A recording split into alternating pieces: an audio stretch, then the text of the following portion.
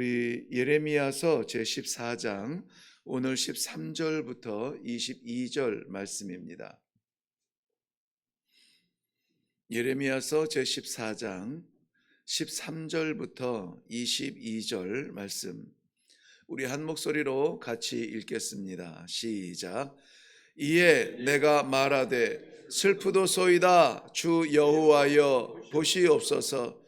선지자들이 그들에게 이르기를 너희가 칼을 보지 아니하겠고 기근은 너희에게 이르지 아니할 것이라.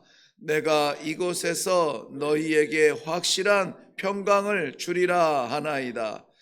여호와께서 내게 이르시되 선지자들이 내 이름으로 거짓 예언을 하도다. 나는 그들을 보내지 아니하였고 그들에게 명령하거나 이르지 아니하였거늘 그들이 거짓 계시와 점술과 헛된 것과 자기 마음의 거짓으로 너희에게 예언하는도다.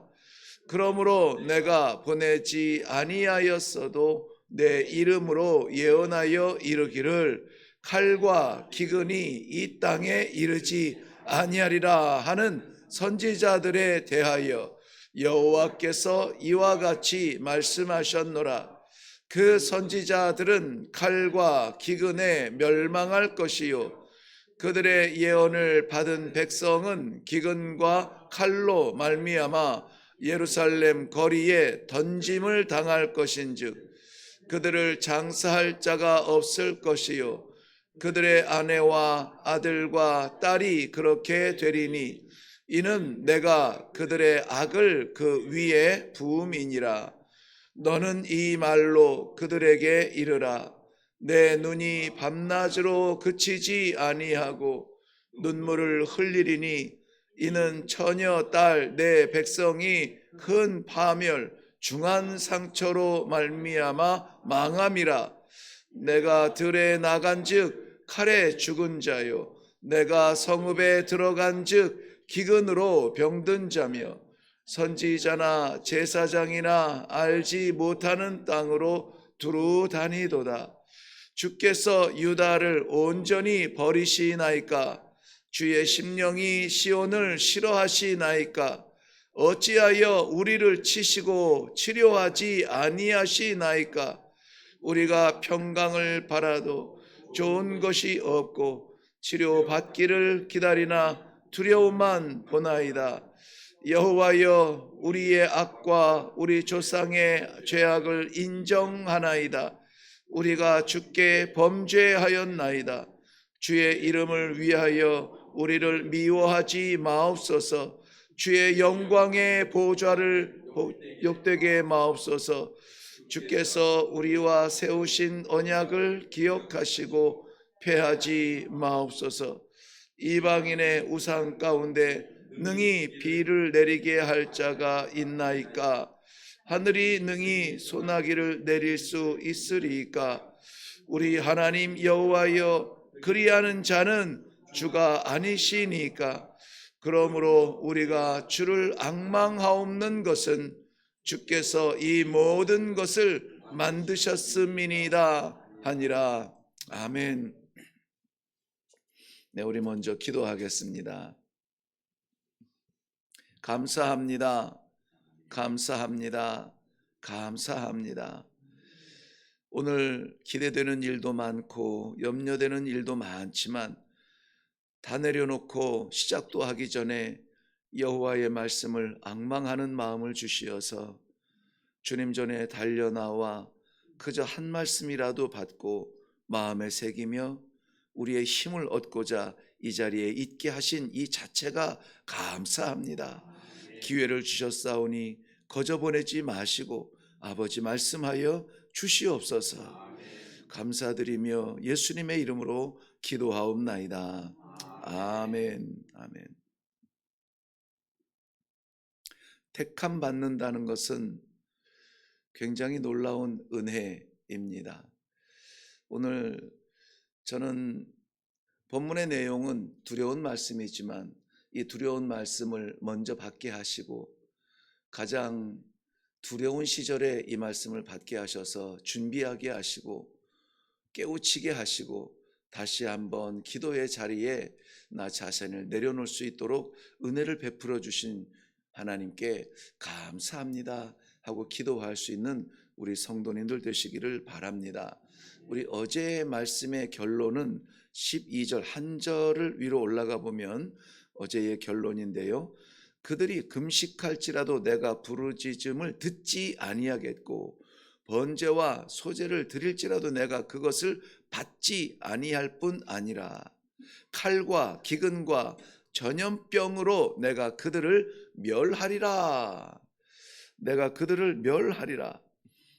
칼은 우리가 잘 알듯이 아직 나타나지 않았으나 하나님이 예비하신 바벨론의 그 침략을 이야기하죠. 기근은 그로 말미암아 황폐하게 된 예루살렘의 형편을 이야기하고 있습니다. 이 전염병이라고 하는 것은 전쟁통에 항상 어느 나라 어느 전쟁이나 군인들이나 백성들이 경험할 수밖에 없는 마음대로 씻지 못하고 청결을 지키지 못하는 데서 오는 그러한 전염병일 수가 있겠습니다. 그렇게 결론을 내렸어요. 칼과 기근과 전염병으로 내가 하나님께서 그들을 그의 백성 예루살렘을 멸하리라. 여기 멸한다는 말은 그야말로 고상한 표현이지만 쉽게 이렇게 우리가 귀에 들리도록 표현한다면은 부셔버리겠다는 거예요. 디스트로이라 NIV에서는 디스트로이라고 이렇게 표현을 했는데요. 깨트려버리겠다는 거예요. 무너뜨리겠다는 것이죠. 왜 하나님께서는 그의 백성을 그 광야 가운데에서 지켜주시고 약속한 땅을 주시고 모든 전쟁마다 이기게 하시고 그렇게 해서 하나님의 사람을 세워서라도 이 성을 허락하셨는데 왜 그의 백성을 다시 깨뜨리셔야만 하는가? 깨뜨리셔야만 하는가? 여기에서는 물론 이 바벨론 군사들의 발 아래 밟히고 성벽이 무너지고 성전이 무너지는 그러한 가시적인 것도 무너짐이지만은 그러나 하나님을 바라보는 순전한 믿음이 뭉개지고 깨어져서 무엇이 진리인지도 알지 못한 채 그저 단맛에만 익숙해져가는 그러한 변질된 신앙도 깨어지는 거 아닙니까? 왜냐하면 변질된 신앙은 형태는 갖추었지만은 모양은 가졌지만은 그러나 하나님께서 받지 아니하는 제사라고 했습니다. 간구할지라도 듣지 아니하고 저들이 제사를 드린다 할지라도 받지 아니한다. 이건 관계가 깨진 거예요.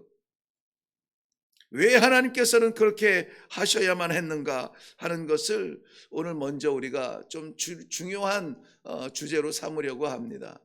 간단합니다. 다른 것이 보이지 않고 오늘 말씀에서 저희들에게 주시는 그러한 긴장과 기회의 말씀은 하나예요. 거짓 선지자들이에요.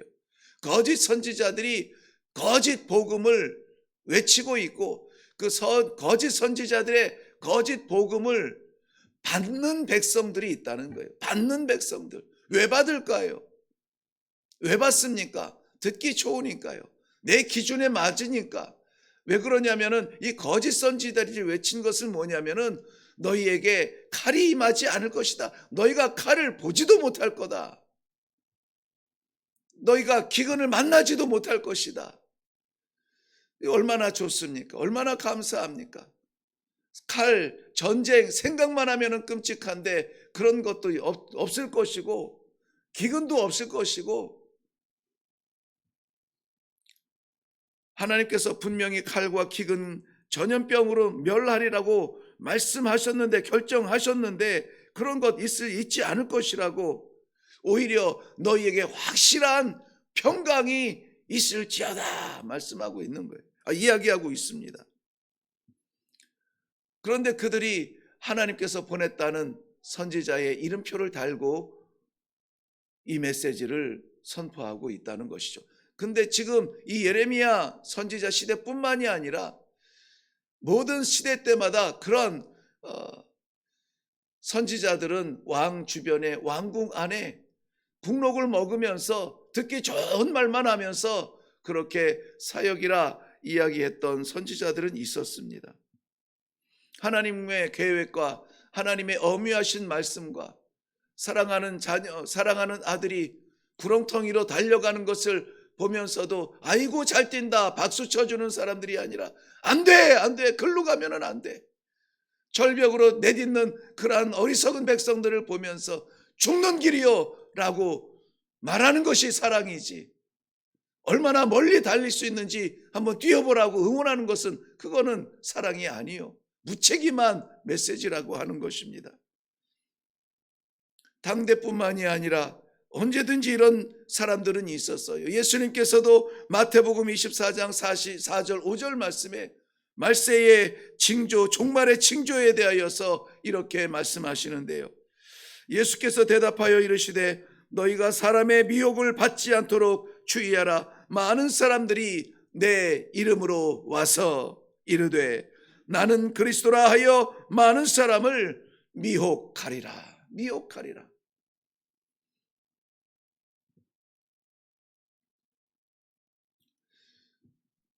어린 사람으로 표현하기 어렵지만은 이 시대에 정말 하나님께서 기뻐하시는 그 길을 달려가기 위하여 좌우로 변치 아니하는 이 믿음을 굳게 지키며 하나님의 나라를 사모하는 믿음의 길을 굳건하게 걷기 위해서는 우리가 아이들에게 정신 차려라, 정신 차려라 말할 때 그 심정으로 우리 정신 차려야 합니다. 내가 듣기 원하는 말인지, 내가 좋아하는 말씀인지, 나를 위로하는 말인지, 하나님의 말씀인지 우리는 분별할 수 있도록 하나님 앞에 기도할 수 있어야 됩니다. 아버지 말씀하여 주옵소서, 말씀하여 주옵소서. 내 마음에 쏙 드는 말이 아니라 하나님께서 저의 길을 인도하여 주시는 생명의 말씀을 주사 죄에 빠지지 않고 어둠에 던져지지 아니하도록 나를 붙잡아 주시옵소서. 우리가 기도할 수 있어야 되겠습니다. 15절 하반절 말씀에는 거짓 선지자들은 칼과 기근에 멸망할 것이요, 분명히 저들은 칼이 보이지 않을 것이며 기근을 만나지 않을 것이라고 했는데 그렇게 말하는 그들이 그것에 멸망할 것이다. 그런데 거짓 선지자들만 망합니까? 16절 말씀 보세요. 그 예언을 받은 백성도 기근과 칼로 던져지리라. 거짓 선지자들만 망하는 것이 아니라 그 말씀을, 그 예언을 받은 백성이래요. 받은 백성. 그러니 거짓 선지자들만 위험에 빠진 것이 아니라 그 미혹에 빠지고 그 달콤한 혀의 말에 빠지는 것도 우리가 긴장해야 됩니다. 그 백성도 동일한 책망으로 망하는 거예요. 칼과 기근과 칼 똑같지 않아요? 그것으로 망한다는 것입니다. 그럴 때에 하나님께서 말씀 앞에 부르시고 하나님의 말씀을 깨닫게 하시는 사랑하는 성도 여러분, 우리는 어떻게 해야 되겠습니까? 오늘도 또 편안하게 하루 좀 살고 이 빨간 글씨에 좀 등짝 좀 눕히고 편하게 하루 지내고 싶었는데 하나님은 또 우리에게 사명을 주세요. 선지자 예레미야는 이렇게 반응합니다. 밤낮으로 눈물을 흘리며 고소하고 있습니다. 이런 것을 보면서 아파하지 않는 병든 마음이 아니라, 무감각한 심령이 아니라 밤낮으로 눈물을 흘리면서 호소합니다. 선지자는 백성과 자신을 구별하지 않습니다. 그것 봐라, 거짓 선지자 쫓아다니더니 너희도 망하게 됐구나, 꼴 좋다 하고 자기가 구경꾼의 자리에서 쳐다보지 않아요. 예레미야 선지자는 20절 말씀에 보면은 우리가 주께 범죄하였나이다. 21절 말씀에 보면은 우리를 미워하지 마옵소서. 주께서 유다를 버리시나이까? 주께서 시온을 싫어하시나이까? 눈물을 흘리면서 마치 내가 던져진 자처럼, 내가 이 책망을 받는 자처럼, 내가 하나님의 말씀과 어긋나서 살아가는 사람처럼, 마치 내가 거짓 선지자의 메시지에 현혹된 사람처럼 안타까워하며 눈물로 기도하고 있다는 것입니다. 이 시대에 사라져가는 그것 말이죠. 안타깝게도 하나님의 마음을 무너져가는 그 백성들, 변질되어져가는 믿음을 안타까워하는 하나님의 마음을 대언하며 대표적이겠지만은 나타나는 선지자가 예레미야 한 명뿐이라는 것이 너무나 안타깝지 않아요?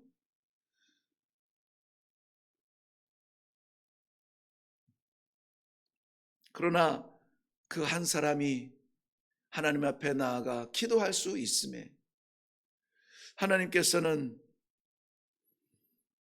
11절 말씀해 보면은 어제 말씀대로 그들을 위하여 복을 구하지 말라. 예레미야 선지자에게 이야기했어요. 말씀하셨습니다. 결정이 됐으니 저들의 회복을 구원을 위하여 네가 기도하지 말라. 그런데 어찌할 수 없습니다. 이 선지자의 신앙 양심에 기도하지 않을 수 없어요. 눈물이 쏟아지는 것입니다. 예레미야의 이러한 애틋한 애통하는 마음 이대로 가다가는 하나님께서 예비해 놓으신 그 마지막 길을 걸을 수밖에 없는데 그리로 달려가는 이 허망한 발자취를 어찌하면 좋단 말인가. 저는 이 말씀을 대하게 하신 우리 사랑하는 성도 여러분들에게 하나님께서도 동일한 마음을 주실 줄로 믿고 이 말씀을 나눕니다. 우리 또한 이 동일한 역사 앞에서 동일한 말씀을 묵상하며 마지막 때에 벌어질 일이 뻔한데 그거는 뭐 1 더하기 1은 2처럼 너무나 확실한데 예수 아니면 죽음이요. 세상 부귀영화 반짝이는 것 많은 것 큰 것 자랑하다가 예수 없이 껍데기로 죽어가는 것은 안타까운 일인데 눈물을 흘리지 아니하는 그러한 시대가 되었다는 것이죠.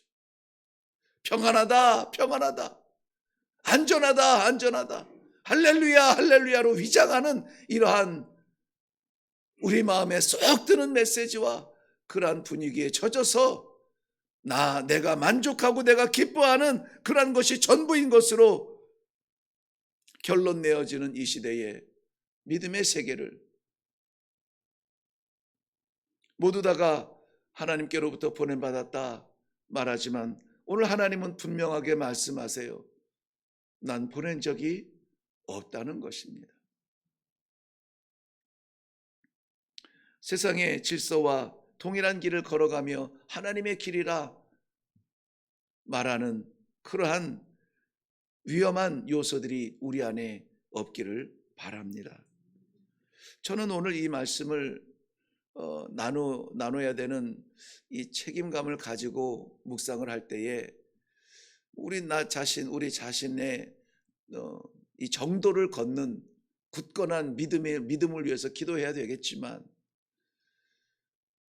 괜찮다 잘 먹고 잘 사는 것이 성공이다 많이 버는 것이 장땡이다 우리의 자녀들에게 그렇게 이야기할 수밖에 없는 시절을 살아가고 있지만은 그러나 우리의 가정에 바른 복음 하나님의 말씀이 심어지기를 우리가 책임을 가지고 사명을 가지고 기도해야 되지 않겠는가.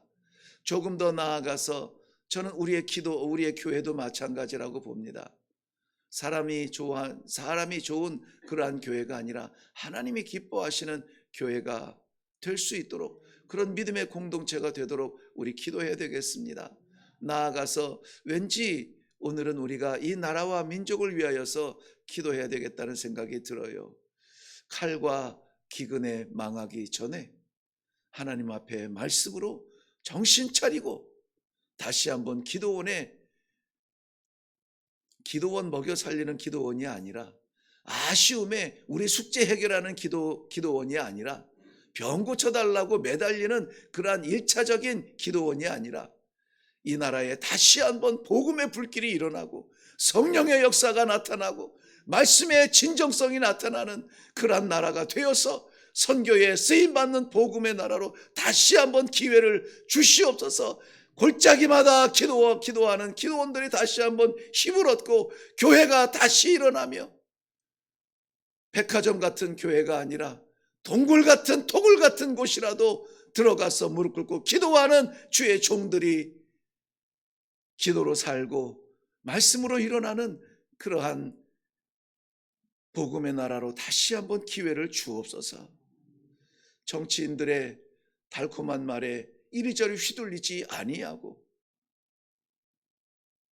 하나님 말씀의 길을 찾는 나라와 민족을 위해서 한번 우리가 이 아침에는 먼저 기도하고 그리고 각자의 숙제를 가지고 하나님 앞에 나아갔으면 좋겠습니다.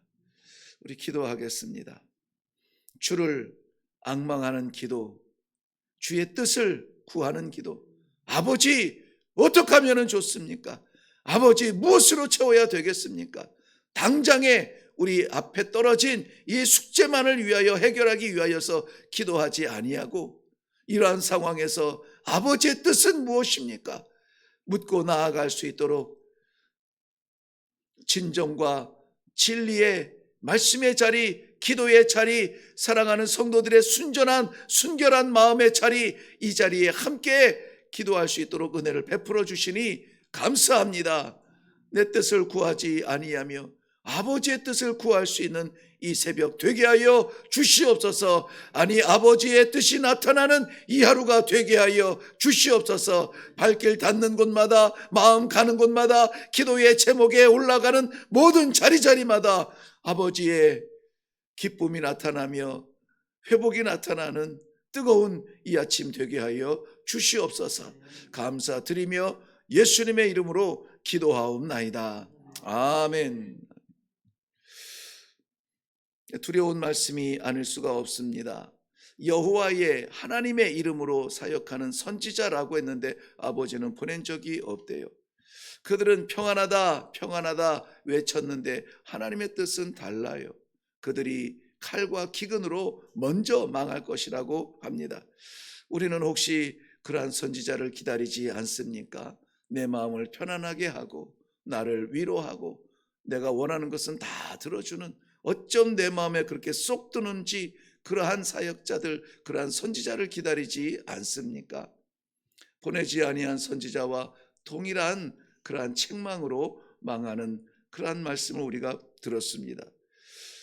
이것을 두려운 말씀이라 생각할 수 있지만 감사한 마음으로 저는 받았어요. 자칫 잘못 판단할 수 있는데 맞습니다. 내 생각 아니라 아버지 말씀 나눠야죠.